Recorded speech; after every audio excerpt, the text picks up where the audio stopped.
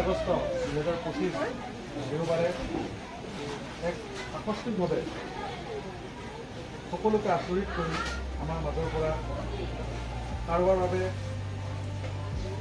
পুত্ৰ, কাৰোবাৰ স্বামী, কাৰোবাৰ পিতৃ, কাৰোবাৰ বাবে ভাতৃ, কাৰোবাৰ বাবে দাদা স্বৰূপ, কাৰোবাৰ বাবে বন্ধু, কাৰোবাৰ বাবে খুৰা, মৰমৰ সকলো শ্ৰদ্ধাৰ গায়ক সুৰকাৰ গীতিকাৰ সমৰেশ্বৰ দেৱে আমাৰ মাজৰ পৰা চিৰদিনে নাহে।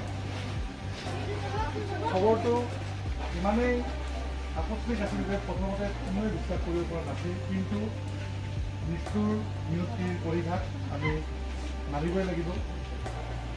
ঈশ্বৰে আগতেই নিৰ্ধাৰণ কৰে জন্ম মৃত্যু বুলি আমি সকলোৱে জানোৱেই।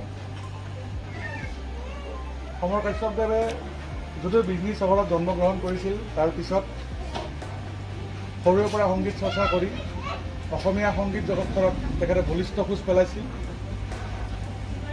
বিভিন্ন গীতত তেখেতে নিজে কণ্ঠদান কৰাৰ লগতে সংগীত পৰিচালনাৰ লগতে বিভিন্ন কণ্ঠশিল্পীৰ গীতৰ সৃষ্টিত অৰ্থাৎ সুৰকাৰ আৰু গীতিকাৰ হিচাপে তেখেতৰ অৱদান আছিল উল্লেখনীয়।